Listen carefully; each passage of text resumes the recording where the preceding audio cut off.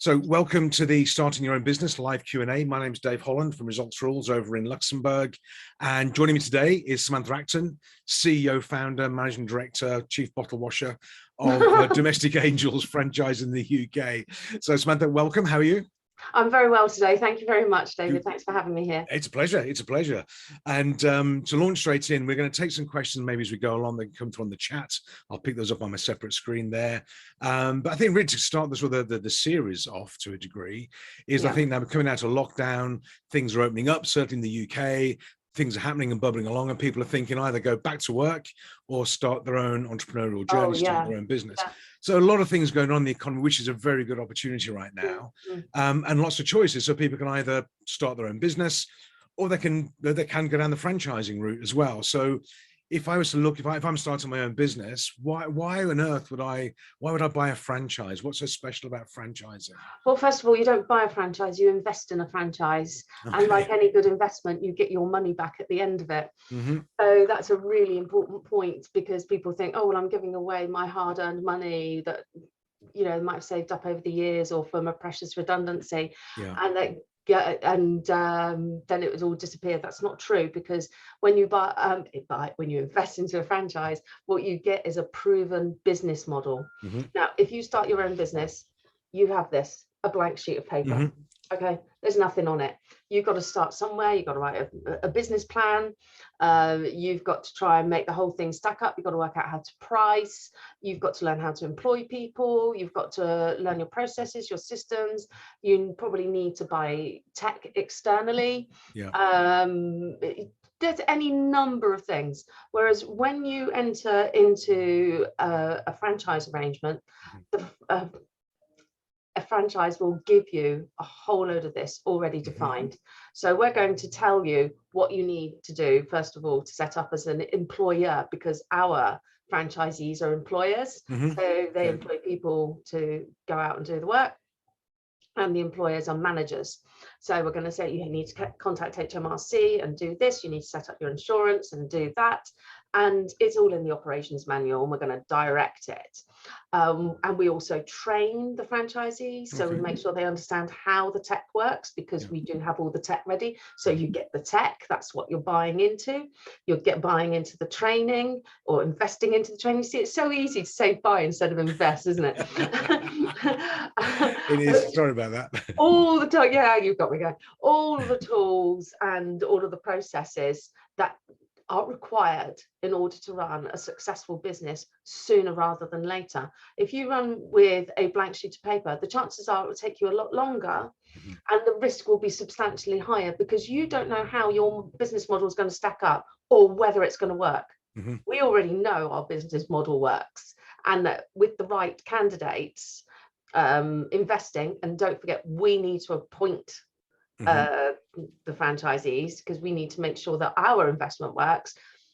Then the recipe for success is massive. You know, it's all there. The risk is massively reduced. So say, for example, you are going to set up your own business and you are going to invest £10,000 in it, because even with a blank sheet of paper, you're going to need a good wad of dosh to get underway. You're going to need your computers, probably got one, but there'll be other stuff. You need to be able to live while you're building it. You're going to be learning at a rapid rate of knots, because you actually don't really know what you're doing. You'll know some stuff from your background somewhere. You need to do marketing. You'll need to work out how you're going to record everything. You'll need to learn about data processing. You'll need to there's just so many things. So that money's going to chip away. And that may be over a year. And by the time you get to the end of that year, you're going to be earning some money. Now, if you use that same £10,000 and invest it into a franchise where the formula and the processes are already there, then you get going and doing the business from day one. Now, that doesn't mean you make profit on day one, but you're very likely to make profit a damn sight sooner than year one. In our model, it's depending on who the franchisee is, because some of them are sparkier than others. It can be as early as at the end of month one. Certainly our very first franchisee, it was the end of month one she turned a profit. Wow. Okay. So and now coming back to the investment, because sometimes like the franchise associations say, well, at which point do you break even, as in you've got your investment back and then you're making a profit. Well, we can calculate that for a candidate, but the important thing to remember is we are in this with our franchisees for them to create and establish a really profitable business, so that when they come to the end of their term, and it's done in 5-year chunks, they can then sell their business, but not just for the amount that they paid for it, for an increased amount.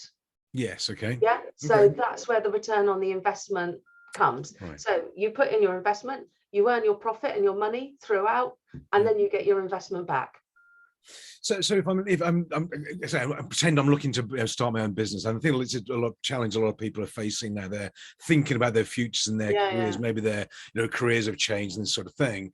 And I don't know much about franchising. How do I find out? I mean, what do I do? Is there a website? Do I speak to a franchisor, or how do I do the digging around? Because there's a load. I thought franchise was just for burgers, pizza, and chicken or something, but apparently you can franchise all sorts of things, and it's a very broad market. How do I find out if it's the right franchise for me and the right systems, and what sort of research should I be doing? Oh, well, British Franchise Association. Okay. I think that is just like the one-stop shop, and they've got lots of workshops and bits and pieces you can access there. And that's if you want to dig into that sophisticated side of things, they'll give you everything, and they are the authority in the country. There's also EWIF, which is encouraging women into franchising, which specializes in that side of things, about helping women to understand it from their point of view. I think it should be encouraging parents into franchising. Change the name, because mums and dads can really gain from having their own business, especially if it's home-based like ours, because being able to run your business and do the school run and put the washing out and empty the dishwasher, it's just a dream. It makes things all stack up in a great way. I think it's really important to do your research. But also it's really important to use your instinct, because if you're going into business, you should have business instinct. And if you have noticed a type of businesses around, say for example like Domestic Angels, and you think, cool, I connect with that, don't deny your instinct. Have a chat. Contact us, have that chat with us, and make sure that your instinct is right. Open the conversation. But the worst thing you can do is not ask the questions and not pursue it, because then you'll never know, and you'll look back in 5 years' time and say, could have done that. We should have thought of that.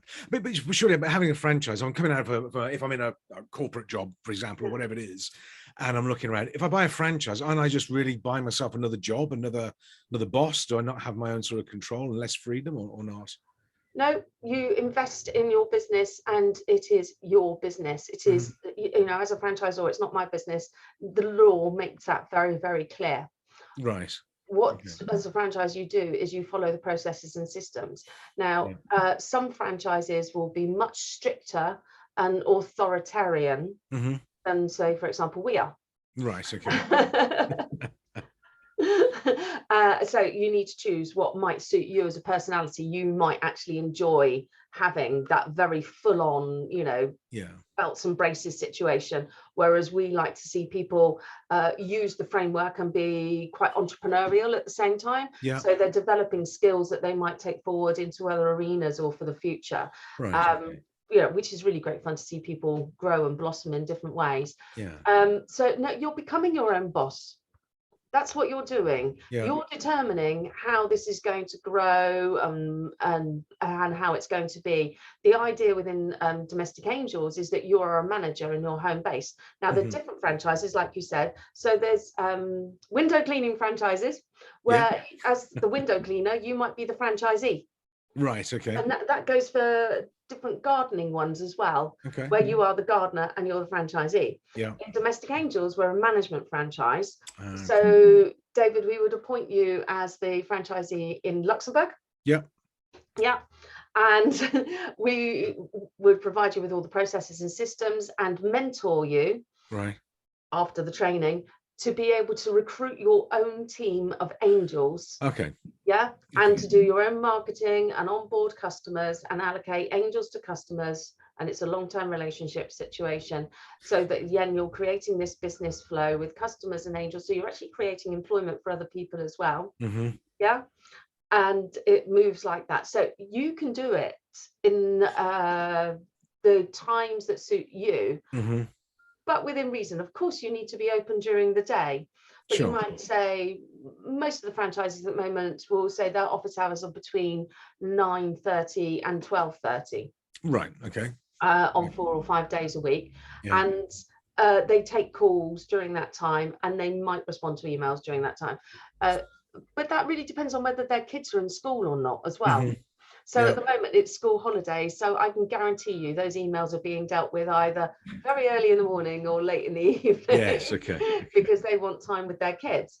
But during the school term time, it's probably happening all between 9 and 2:30. Right. So Okay. it gives you that flexibility that you wouldn't get in an employed job.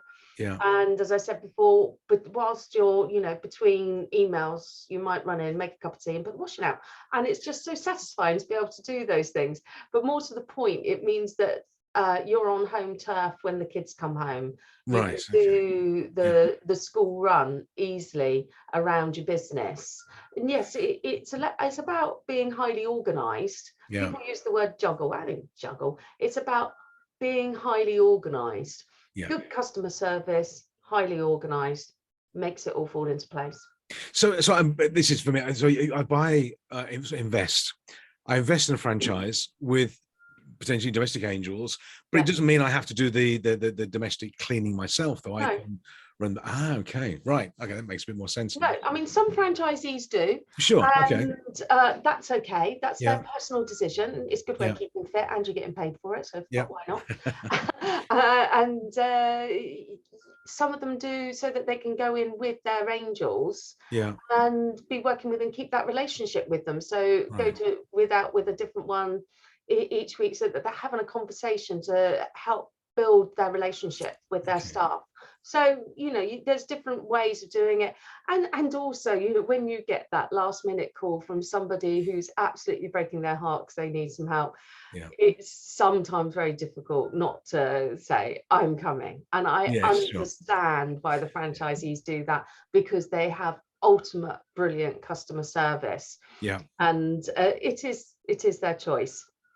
So again, is there a type of person that, I'm going to choose my words very carefully now, is there a type of person that should consider investing in a franchise and some that shouldn't, or is it pretty much anybody with the right approach and intention and work ethic can make it work, or is there a particular sort of type of person that you think will make a great franchisee? Generically speaking, it's somebody who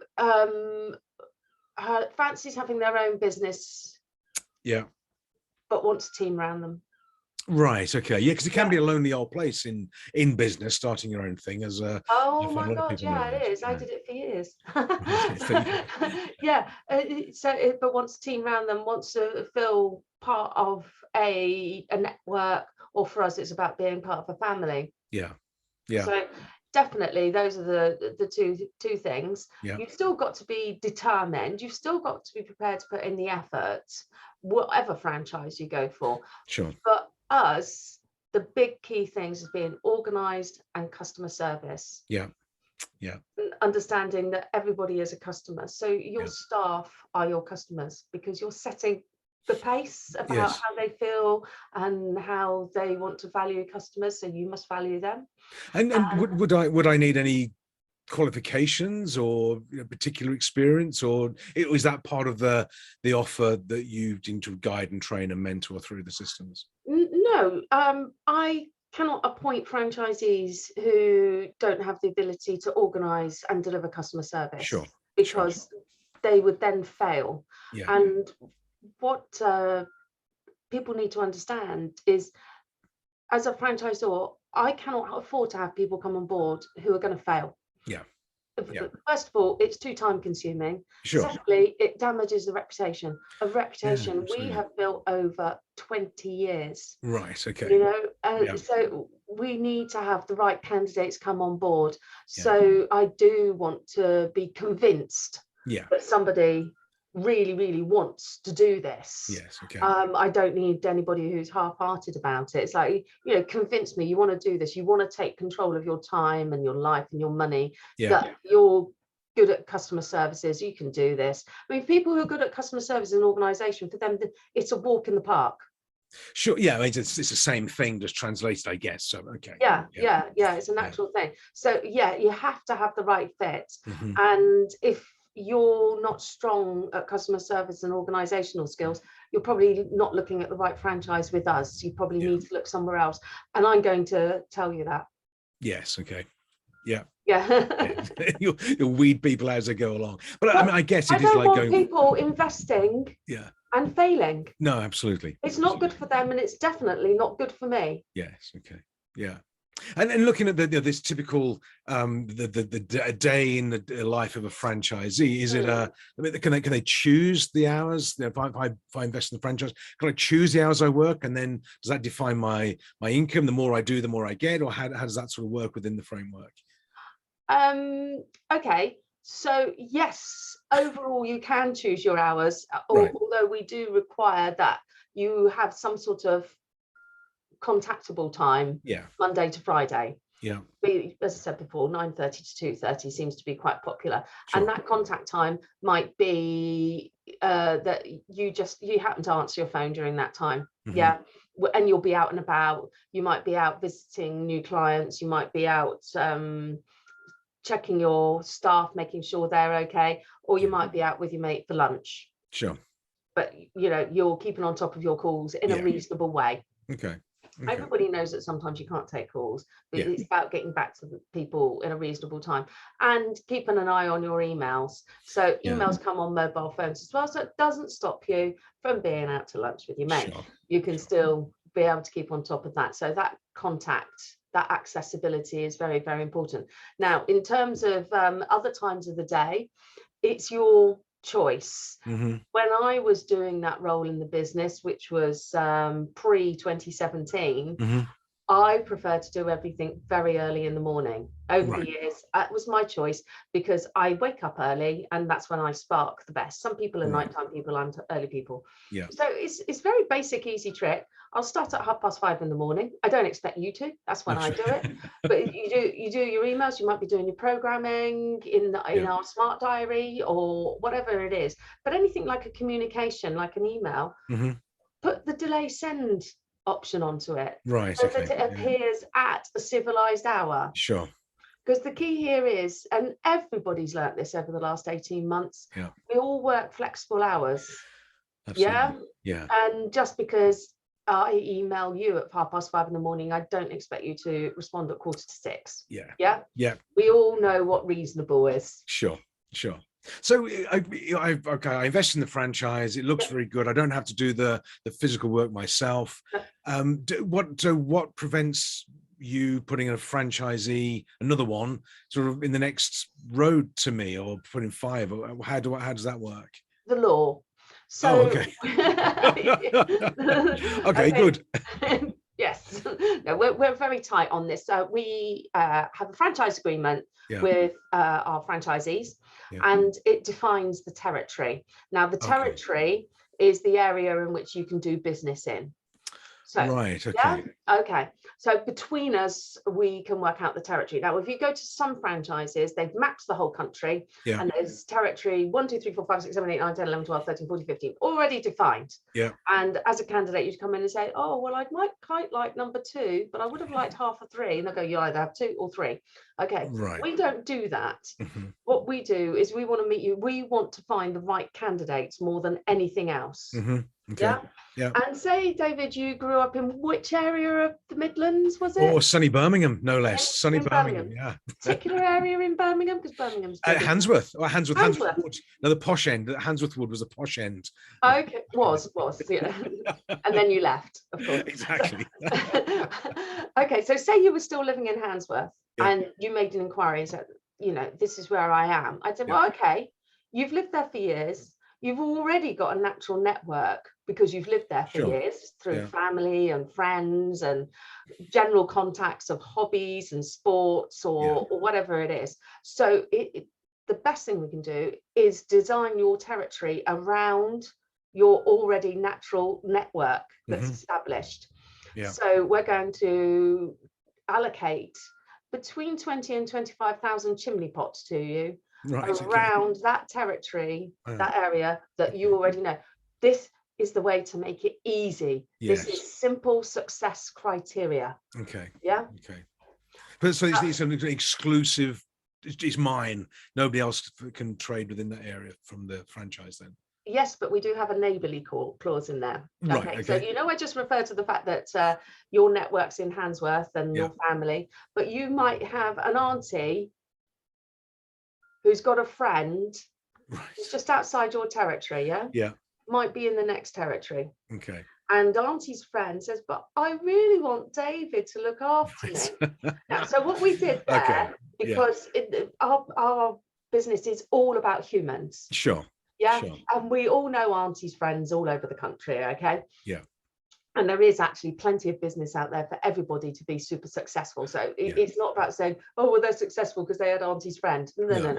Sure. So what we do then is we ask the franchisees to talk to each other. Yeah. And then just do an email and agree, it's okay. You can look after auntie's friend because she wants the same angel that goes to auntie. And this actually really works because you become part of the community. Yeah. And I'm thinking of one angel who's been with us since 2002.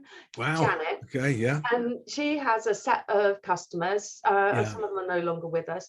Sure. And they all know each other. Yes. Okay. So when it comes to Christmas time, she takes the Christmas presents around from one house to the other. And during the rest of the year, she takes the birthday gifts round. And if they're cleaning out a spring cleaning out a closet, the clothes go round, or you know whatever it happens to be. Plant cuttings, you know, it can be any number of things. So the community aspect about it, Domestic Angels actually creates such a solid foundation that you become oversubscribed. Right. Okay. Yeah. Okay. So I've got the territory, I've got the training, the support, and again, I guess one of the concerns that people have around starting their own business is, I think there's probably two things, at least in my experience. One is, when do I get back to earning what I was earning in my job and get my salary match, if you like? And the second one, I guess, is will I become successful? Will I make it? Because starting your own business can be fraught. I think, as you said earlier on, I think the fall over rate is something like 80% within the first 12 months, 18 months, or something like that, which is pretty horrific. Is there a guarantee that as a franchisee would get from the franchisor or anything like that? Or is it just really follow the system, do what you've got to do, and make it work between you? No, there is no guarantee. Mm-hmm. We share with you the business model that is successful. Yeah. And can be successful for you. Mm-hmm. But if you decide to not make any effort, it's going to fall over. You know, you have to put the time in. And that is really important. We'll do everything we can to only award territories, franchises to the right people. Yeah. Obviously, we're all human, so that could go wrong at some point. Yes. It hasn't so far. Sure. But the formula is for success. Yes. If any part of that formula is missing, and the only part of the formula that is going to be missing is going to be the franchisee, because everything else is given and it's within the franchise agreement. Sure. So there it's legal and it's delivered. Yeah. You know, the whole thing should work. In terms of percentages, you said about the 80%. I think in the franchise world, it's only about 10%, is it? It's quite a low, so it sort of flips it on its head, does it? Failure rate, yeah. Yeah, okay. Which is reassuring. I'm not sure about that figure. No, so sure. No. We won't write it down. We won't write it down. I know people starting their own business. I know it can be for a variety of reasons. They don't make it and they sort of close and move on, that sort of thing. But I guess that's part of the investment in a franchise, is not the guarantee of success, but a framework, proven model that if you, I guess the phrase, follow the system, follow the path, and you'll sort of be okay, I would have thought. Yeah, and in terms of earnings. So during the phase coming up to being awarded the franchise, we go through a spreadsheet that's got a whole load of figures in it, and basically you can see how many hours you need to get on the books, so how many cleaning hours you need on the books, less your overheads, to get what income Yeah. and see it build. And what we ask of every candidate is that they play with this to create what they think they're going to do. Yeah. We then ask them to spend time with our accountant, Mm-hmm. talking it through so that she says, yeah, all right, that's realistic, I'm convinced. But then I would like you to convince me that you're up to achieving those targets. Yes. Okay. Yeah. Yeah. Because where one person might say, well, I think in the first month I can realistically build, I don't know, 30 customer hours a month. Yeah. Somebody else might be more ambitious and say, I'm going to build to 100. That's where I'm going on that trajectory. Mm-hmm. And I'm not going to say, oh no, you're not, that's not realistic, Mm-hmm. because we're all different. Sure. The model does allow for differentiation. Right. But I need you to convince me that that's going to happen, because what I don't want you to do is coming in and then the whole thing fall apart because you said, well, you told me I could get 100. Yes, okay. You told me you could get 100. Yes, it was your fault then. But I'm also looking for reasonable growth, because I want people to be earning a decent income Absolutely, sooner yeah. rather than later. Sure, yeah. Which is in my interest as well. Yeah. You know? Yeah. Very much so. Yeah. But I don't want it taking a long, long time. Sure. Okay. Okay.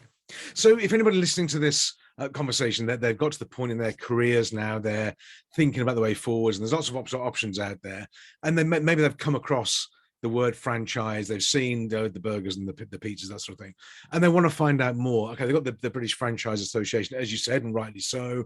If they want to find out about the work you do, Domestic Angels, and the opportunities there, what's the best way of reaching out and getting in touch with you or the team? What should they do? Okay, website franchise.domestic-angels. Okay. Yeah, look on there. There's absolutely loads on there. Right. There's interviews with the franchisees. There's frequently asked questions. If you've got additional questions, send them in. We'll add them on. Case studies, videos, you name it. We just keep putting stuff on there that we hope will help people to find out what they need to know so that they can get into business, because we're all about helping people to take control of their time, their lives and their money through business. It is such a fantastic and liberating experience. And for all those people who are wondering about how it would feel to leave corporate life and do this, you'll do this, become successful and become totally unemployable. Unemployable. There you go. There's a target. There's a target for everybody. I take it, I take it you guys. I take it you guys don't bite. You're quite approachable if you want some coffee and a chat and a Zoom or something like that. Totally. Very happy to have a coffee and chat with anybody. It doesn't have to be just about Domestic Angels. It can be about starting your own business. It can be about the franchise landscape. It can be about those things. My commitment and passion is to help people get into their own businesses and get underway. You touched on what's changed in economics and in the environment in the last 18 months. People want to be able to do their own thing. Want to have their own control. We've had a very, very long phase, years and years and years of people starting to plant vines and make wine and make cheese. Now COVID has accelerated a number of things, and there's more of us out there who want to have our own businesses based from home, have control of our lives and what we earn and what's happening and how we can manage our time. And I totally agree with you, and that's what I'm committed to. Fabulous. Fabulous. Sam, thank you. And if anybody listening or watching this, either on the YouTube channel or via the website, you can contact Sam Acton at Domestic Angels. You can contact me as well. And any questions you have with me, I can either pass them on to Sam or I can answer myself. I'm Dave Holland, the resultsrules.ok.com. And we're going to be back in about a week's time with another installment of a discussion. Any questions you may have, message me, message Sam, we'll build it into the conversation. So Sam, been great. Thank you very much. Always exciting and interesting. And I'll see you next week, if not before. And in the meantime, have a great week out there in Domestic Angel franchise world. Thank you very much. Take care. See you. Bye-bye for now. Bye.